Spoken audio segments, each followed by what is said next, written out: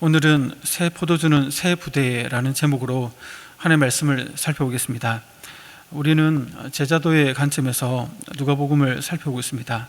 오늘 본문은 앞 시간에 살펴본 내용과 이어집니다. 그래서 앞 시간에 다루었던 내용을 간단하게 좀 언급하겠습니다. 우리는 앞 시간에 예수님께서 죄인들을 어떤 마음으로 바라보셨는지, 또 그들을 회개케 하기 위해서 어떤 방식으로 그들을 만나 주셨는지를 살펴봤습니다. 예수님은 죄인들을 우선 용서하는 마음으로 그들을 바라보셨고, 그래서 먼저 그들을 영접하신 후에 그들로 하여금 자연스럽게 회개하도록 이끌어 주셨습니다. 우리가 마태복음의 저자, 그 마태로 알고 있는 그 레위, 오늘 본문에서는 레위로 나오죠. 레위를 부르실 때도 세간에서 일하던 그를 아무런 조건 없이 먼저 이렇게 불러주셨습니다. 그런 후에 레위는 진심으로 기뻐하며 또 회개하며 그 부르심을 따랐던 것이죠.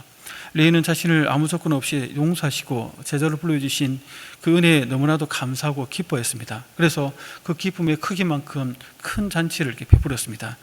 그곳에서 자신과 비슷한 처지에 있던 자들을 그곳으로 초대했죠. 그래서 예수님께 소개하였습니다. 예수님은 그들도 마찬가지로 용서하는 마음으로 먼저 영접해 주시고 그들로 하여금 자연스럽게 회개의 자리로 나아가도록 이끌어 주셨습니다.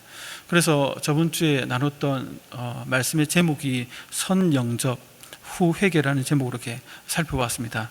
그때 예수님이 죄인들과 함께 식탁 교제를 나누는 곳에 불만을 제시한 바리새인들이 이렇게 등장하였죠.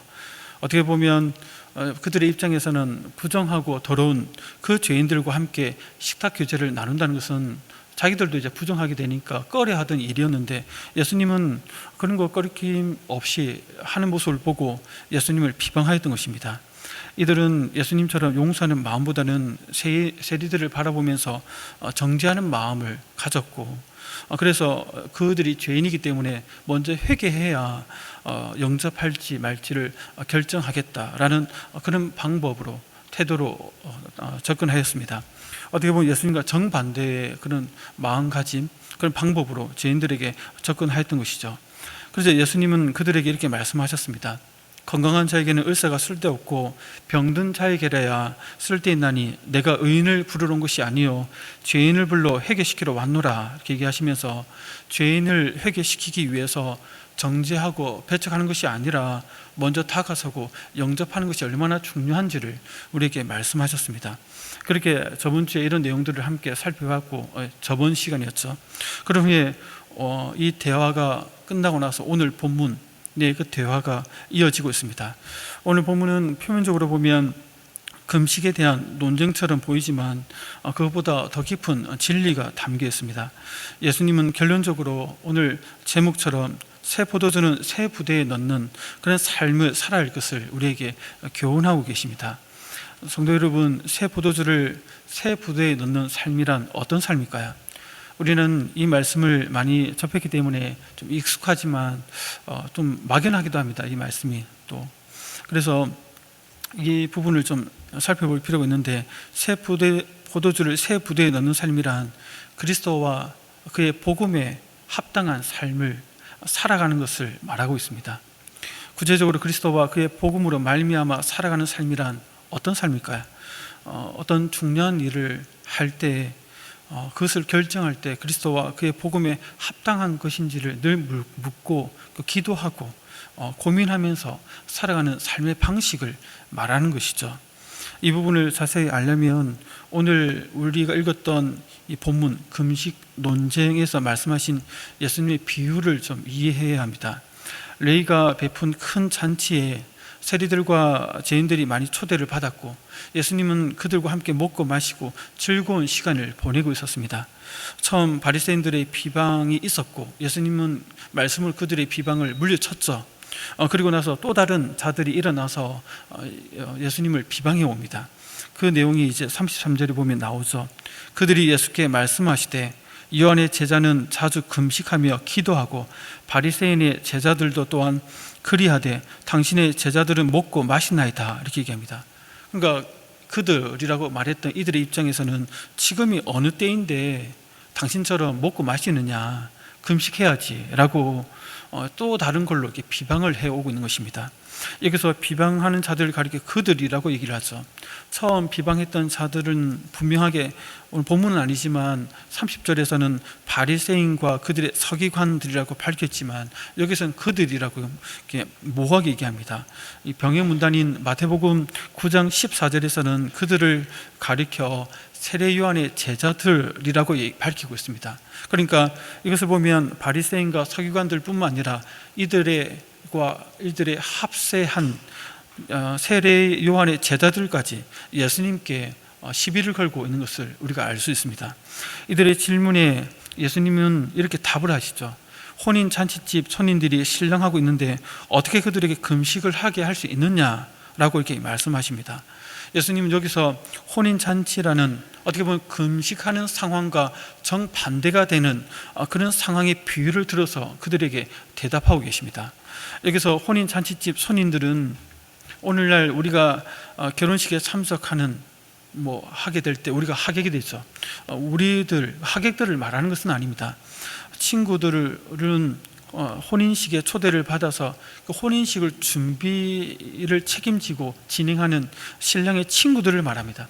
그렇게 되면 여기서 예수님께서 비유로 말씀하신 신랑은 예수님 당신을 말씀하시는 것이고 신랑의 친구들은 예수님의 제자들을 말하고 있습니다. 예수님은 유대민족이 그토록 기다리던 그리스도로서 지금 자기가 그리스도로서 이 땅에 오셨고 그래서 죄인들과 만남을 하고 있는데 이러한 만남의 자리를 혼인잔치라고 이렇게 빗대어서 표현하고 있는 것이죠. 그만큼 그것이 기쁜 일이요 즐거운 일이라는 것입니다. 그런데 그처럼 감격스럽고 기쁜 잔칫날에 초대한 손님들에게 금식을 시킨다면 이것은 말이 되지 않는다는 것이죠. 기뻐해야 될 그 일에 결혼식이고 뭔가 생명이 잉태하고 뭔가 축하하고 해야 될 자리에 마치 장례식처럼 울어야 된다 얘기하고 왜 먹느냐 얘기하고 하는 것은 격에 맞지 않다는 것이죠. 그런데 예수님은 지금 이 금식 자체를 문제를 삼고 있는 것은 아닙니다. 금식은 하면 안 된다라고 얘기하기보다는 이어지는 35절에서는 그러나 그날에 이르러 그들이 신랑을 빼앗기리니 그날에는 금식할 것이다 이렇게 얘기합니다. 이것을 보면 단지 지금이 금식할 때가 아님을 얘기하는 것이 금식 자체가 잘못되었다 할 필요 없다라고 얘기하는 것은 아니죠. 우리가 여기서 이제 눈여겨볼 점은 바로 금식을 해야 할 때와 하지 말아야 할 때를 정하는 그 기준이 누구에게 있느냐 하는 것이죠. 누구에게 있습니까? 예수님에게 있습니다. 유대인에게 경건한 삶의 그 꽃이라고 할 수 있는 것은 금식 기도였는데 가장 중요하게 여겼던 금식 기도 또한 예수님을 향한 그 믿음 안에서 해야 할 때는 하고 말아야 할 때는 말 것, 그 기준이 된다는 것입니다. 지금 잔치집에서 먹고 마시든 아니면 금식을 하든 그 기준은 그 예수님, 이 그리스도께 있다는 것입니다. 내가 신앙적으로 무엇을 하든 안 하든 그리스도께 그 기준을 두고 나아가야 한다고 말씀하고 있습니다.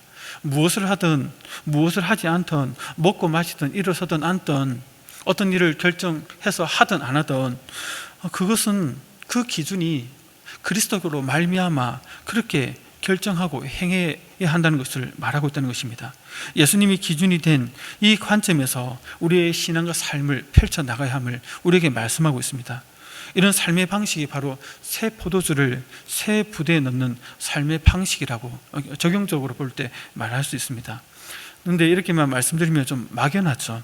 그래서 그리스도로 말미암지 않는 삶을 살 때, 그리스도와 그의 복음의 삶에 합당하지 않는 삶을 살 때 어떤 일이 벌어지는지를 살펴보면 좀 더 이해하기가 쉽습니다.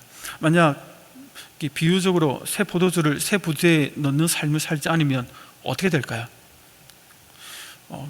그리스도와 그의 복음은 우리의 삶의 어떤 목적이 되어야 되고 그것을 드러내는 삶을 살아야 되는데 그것을 나의 의를 드러내기 위한 도구로 이렇게 전락시킨다는 것입니다. 그러니까 자기의 공로를 내세우기 위해서 이런 것들을 그냥 사용하는 것이죠. 이렇게 되면 경건의 삶을 살아가면 살아갈수록 하나님의 뜻에서 멀어지게 된다는 것입니다. 33절을 우리 같이 다시 한번 읽어볼까요? 본문 33절입니다. 시작. 그들이 예수께 말하되 요한의 제자는 제자들도 그러한데 당신의 제자들은 먹고 마시나이다. 아멘. 그러니까 요한의 제자들과 바리새인의 제자들은 경건의 삶을 강조하고 추구하며 추구할수록 하나님의 뜻에서 멀어지고 있는 것을 우리가 발견하게 됩니다. 왜냐하면 이들의 중심에는 그리스도가 있지 않고 그리스도가 중심이 그 기준이 아니기 때문에 그렇다는 것입니다. 예수님 당시 유대인에게 금식은 경건의 상징이었습니다. 그가 얼마나 경건하느냐를 보려면 그가 얼마나 금식하느냐를 보면 알 수 있다는 것이죠. 그래서 바리새인들은 대속죄일 1년 중 일주일 동안 10일 동안 이제 금식하면서 대속죄일을 준비해야 되는데 이때는 전 유대 민족이 함께 금식하는 날이기 때문에 누구나 다 해야 됩니다. 그런데 그 외에도 일주일에 2번씩 이들은 금식 기도를 했습니다. 일주일에 2번이나 했다는 것이죠. 물론 요한의 제자들도 그에 못지않게 금식 기도를 생활해야 했습니다. 이런 이들의 모습을 보면 굉장히 경건해 보이지 않습니까? 우리가 따라갈 수 없죠, 그런 경건의 삶을. 하지만 그 속을 들여다보면 그들의 경건의 삶이 겉으로 보이는 것과 다르다는 것입니다. 그 속은 외식하는 자들이었다는 것입니다. 그들의 금식은 하나님이 기뻐하시는 것이 아니었던 것이죠. 성도 여러분, 금식의 진정한 의미는 무엇입니까? 금식을 왜 하죠? 금식은 일단 우리의 식욕을 억제합니다. 식욕은 인간이 가진 가장 기본적인 욕구인데 억제할 때 정말 힘듭니다. 이게 금식에 관해 이렇게 설교를 준비하다 보니까 저도 처음 금식했던 때가 생각이 나는데 예수님 믿고 한 6개월쯤 되었을 때였습니다. 그때 겨울이었는데 CCC에서 하는 그 선교단체에서 하는 겨울 금식 집회가 있었는데 그때는 CCC도 아니었지만 누가 그거 좋다 하고 또 한번 참석해봐라고 건면하길래 그냥 아무 생각 없이 그냥 그때 막 신앙적 열정이 있으니까 한번 도전을 해봤습니다. 도전했는데 저 또래 대학생들이 같이 막 수백 명이 모여서 금식 기도를 하고 있더라고요. 2박 3일 동안 7끼인가 이렇게 금식을 했는데 처음 이제 금식을 했던 것이죠. 예수 믿고 처음 했는데 한 이틀 지나니까 너무 힘들더라고요. 계단을 오르고 내리는데 힘이 없으니까 좀비처럼 허그저 이렇게 걸어 다니게 되고 또 배가 고프니까 물을 많이 마시게 되는데 정수기 옆에 보면 소금이 있었습니다. 기도원이다 보니까 소금하고 치약이 있어서 금식을 하더라도 이제 양치질은 해야 되니까 양치질을 하면 그 치약 맛이 얼마나 맛있던지 그 소금 맛이 얼마나 간간하게 맛있는지 자주 이렇게 양치질을 했던 것 같습니다. 맛있어가지고 배가 고프니까 그렇게 하면서 같이 말씀 듣고 기도하고 하다 보니까 그 분위기에 이끌려서 같이 기도하고 무슨 기도했는지는 기억은 안 나지만 그렇게 이제 7끼를 기도하고 마쳤던 기억이 납니다. 그런데 그때 끝나고 노포동 그 지하철역에 내렸는데 저 옆에 있던 다른 동료들이 배고픔을 참지 못하고 그 오뎅 떡볶이를 바로 사 먹더라고요. 그걸 보면서 참 부럽다 이런 생각이 들었는데 어쨌든 그렇게 금식을 시작했던 기억이 납니다. 그 다음 선교지에 가서 선교지에 있으니까 금식을 자주 해야 되죠. 특히 저보다는 이제 같이 계셨던 선교사님이 금식 기도를 많이 하셨는데 보통 한 일주일 정도는 기본적으로 하셨고 좀 심각한 일이 있으면 21일, 3일에 금식 기도 해가지고 3주 정도 금식 기도를 하셨고 어떨 때는 40일 금식 기도하는 것도 옆에서 지켜봤습니다. 그걸 보면서 저는 하지는 못했죠. 그렇게까지 할 만큼 제 역량이 안 되니까 그냥 그걸 보면서 금식 기도는 정말 목숨 걸고 하는 거구나, 잘못하다가 죽을 수도 있겠구나, 그런 걸 옆에서 보면서 금식 기도가 정말 어떻게 보면 경건의 최고봉이구나 하는 것을 그때 많이 느꼈습니다. 그래서 정말 쉽지 않다는 것을 알게 되었죠.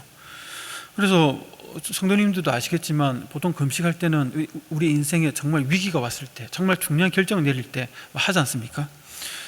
그렇게 우리는 금식에 대해서 알고 있고 합니다. 여기서 금식의 중요한 것은 단순히 식욕을 억제하는 것뿐만 아니라 어떤 자신의 세속적인 욕망을 절제하고 자신의 마음을 오직 하나님의 뜻에 맞추는 데 있다는 것입니다. 하나님 뜻에 맞추는 데 있는 것이 가장 중요하죠. 그런 의미에서 참된 금식은 단지 내 금식을 많이 했다, 자주 한다, 자기를 드러내고 과시하는 데 있지 않습니다. 그렇게 볼 때 바리새인들의 금식은 진정한 금식과 거리가 멀었던 것입니다. 우리가 잘 알고 있는 이사야 58장 6절 7절에 보면 하나님께서 기뻐하신 금식에 대해서 언급하죠. 우리 같이 한번 볼까요? 이사야 58장 6절 7절인데 함께 읽어보겠습니다. 시작. 내가 기뻐하는 금식은 흉악의 결박을 풀어주며 멍에의 줄을 끌어주며 압제 당하는 자를 자유하게 하며 또 줄인 자에게 내 양식을 나누어 주며 유리하는 빈민을 지배드리며 헐벗은 자를 보면 입혀며 또 내 고륙을 피하여 스스로 숨지 아니하는 것이 아니겠느냐. 아멘. 여기 보면 하나님께서 기뻐하신 금식이 무엇인지에 대해서 얘기를 하죠. 그런데 이러한 말씀에 근거해서 바리새인들의 모습을 보면 금식의 취지와 또 금식을 하면서도 어떤 구제와 그의 삶을 통해서 사랑을 드러내야 되는데 그런 거리가 멀었죠. 그들은 오히려 과부들의 그 가산, 재산들을 착취했고 금식으로 하나님을 섬기려고 하는 것이 아니라 자기의 경건을 가시하기 위해서 사람들에게 위선적으로 행해왔던 것입니다. 그래서 주님은 이러한 바리새인들의 금식 행위를 이렇게 말씀하셨죠. 마태복음 6장 16절에 보면 그들의 금식에 대해서 이렇게 얘기합니다. 같이 한번 읽어보겠습니다.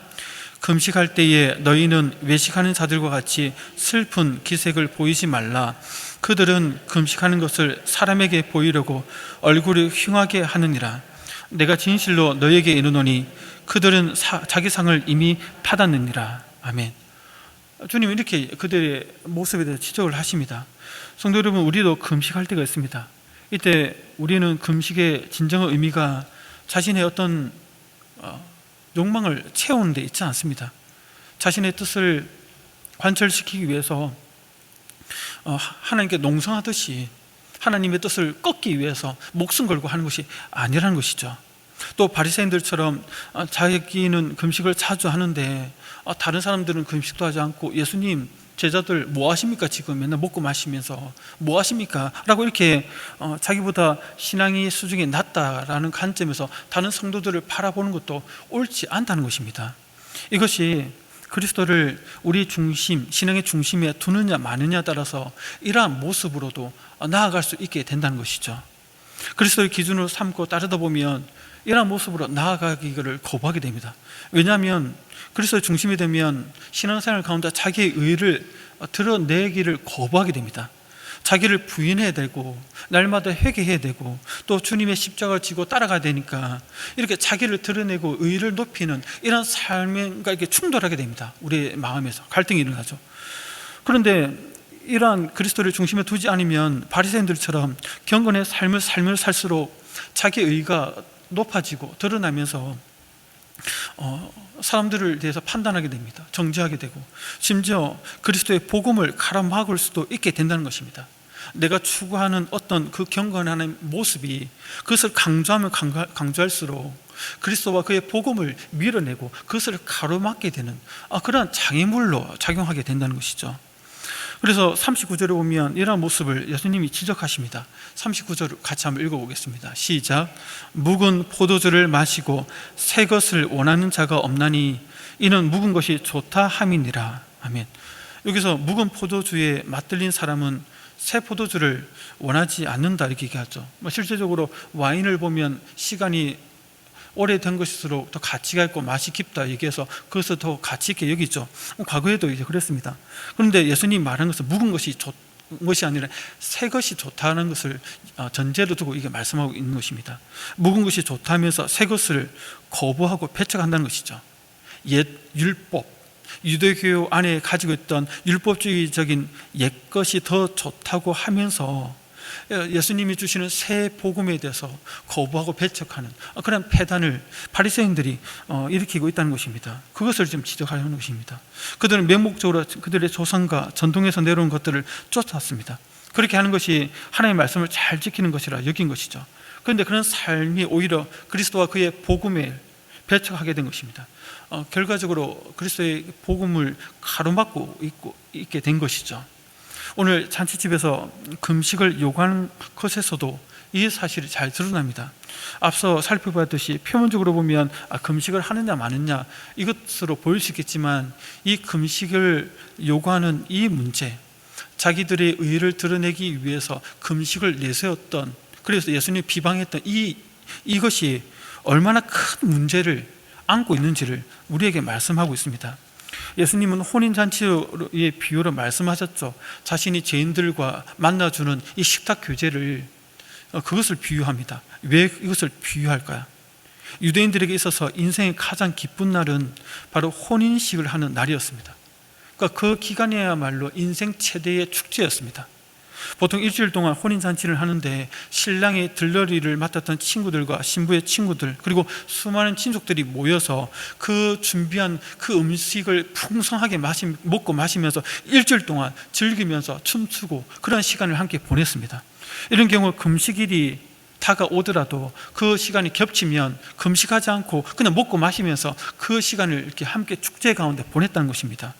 예수님 바로 이러한 당시 시대적 배경 속에서 자신을 신랑으로, 그리고 그리스도를 따르는 제자들, 또 그리스도를 믿고 나오는 그 죄인들을 제자들을 이제 들러리로, 또 죄인들을 신부로 얘기를 하면서 비유를 하고 계신 것입니다. 여기서 예수님과 함께 하는 식탁 교제는 신랑이신 그리스도가 베푸는 그 결혼 축하 연을 상징하는 것이죠.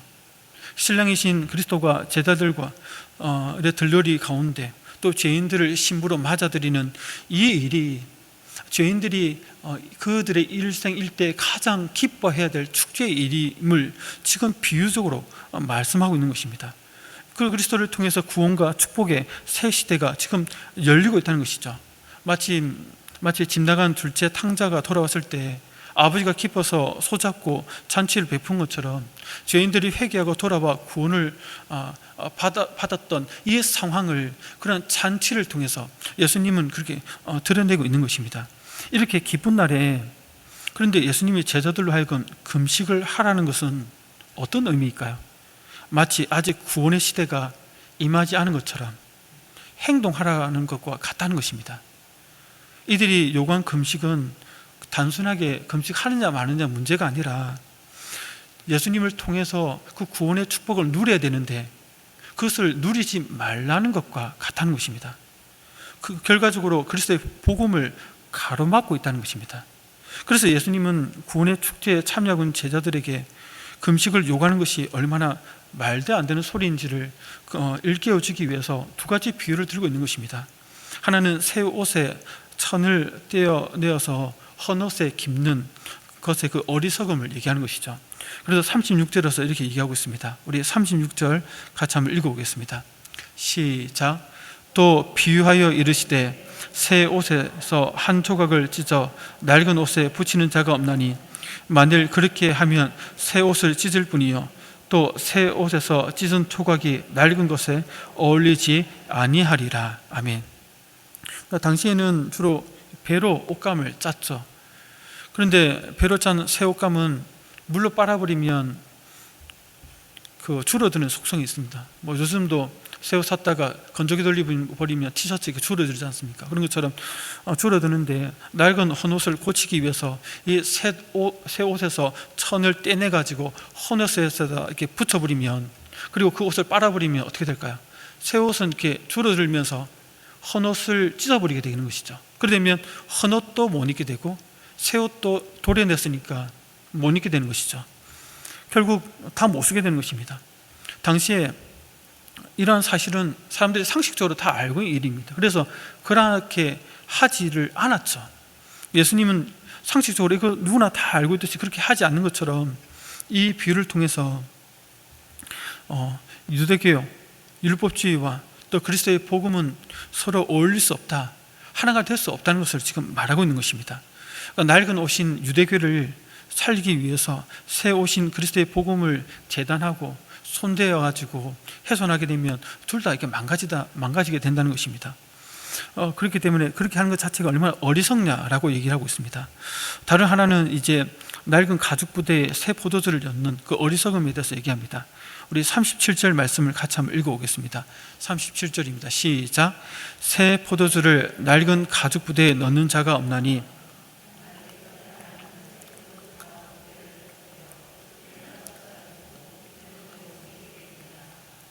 38절도 같이 한번 읽어보겠습니다. 새 포도주는 새 부대에 넣어야 할 것이니라. 아멘. 그러니까 당시 사람들은 이 부대를 만들 때 가죽으로 만들었습니다. 거기다 이제 물이나 포도주를 넣고 다녔는데, 가죽 부대는 이제 오래 쓰면 신축성이 떨어져 가지고 딱딱해집니다. 그런데 거기다가 새 포도주는 이렇게 발효를 하니까 부풀어 오르죠. 그걸 넣어버리면 이게 헌 가죽 부대가 신축성이 없고 딱딱해져 있으니까 터져버리는 것이죠. 그러면 가죽 부대도 터져버리고 못 쓰고, 또 새 포도주도 쏟아져 버리니까 마실 수 없게 되는 것이죠. 그렇게 하면 이제 어리석은 짓이죠. 당시 사람들 상식적으로 이 일을 알고 있기 때문에 그렇게 하지 않았다는 것입니다.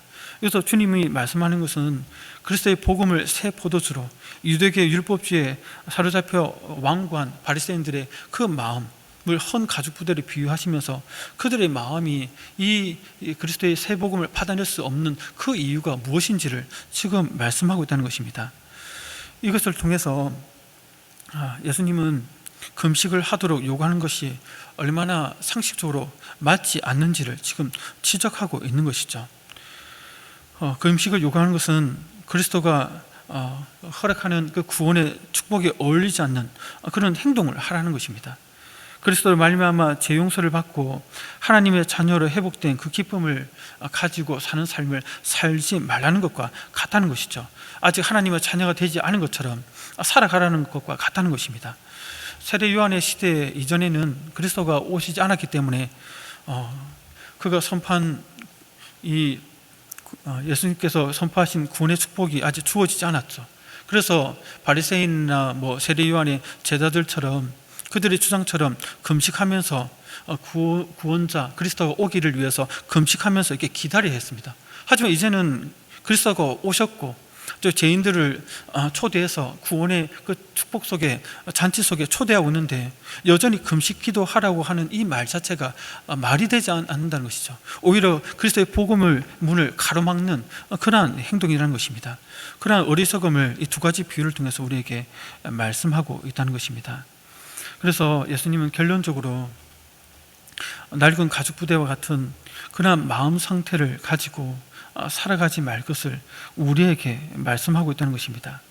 우리가 37절, 38절에서 우리가 확인하였듯이 새 포도주는 새 부대에만 넣을 수 있다는 것입니다. 우리가 주님의 은혜 가운데 복음을 받아들였고, 그래서 우리의 마음이 어떻게 보면 다 새 부대가 된 사람들입니다. 하지만 우리가 신앙의 여정 가운데 오랫동안 신앙생활을 하다 보면 또다시 우리의 마음 가운데 마음이 굳어지고 딱딱해질 수 있다는 것입니다. 바리새인과 세례 요한의 제자들처럼 자기가 추구하는 어떤 경건함에 그런 것들을 내세우면서 그것이 자기 삶의 의가 되고 자기 삶의 어떤 자랑거리가 되면 마음이 딱딱해지면서 예수님께서 우리에게 허락하시는 그리스도와 그리스도의 복음의 삶에 합당한 삶에서 멀어지게 되고, 심지어 그 복음을 가로막는 그러한 모습으로 우리가 나아가게 될 수도 있다는 것입니다. 성도 여러분, 여러분들의 마음 상태는 어떻습니까? 여전히 새 부대로서 새 부대인 포도주인 예수님의 복음을 받아들이고 그에 합당한 삶을 살아가기에 합당한 마음이십니까?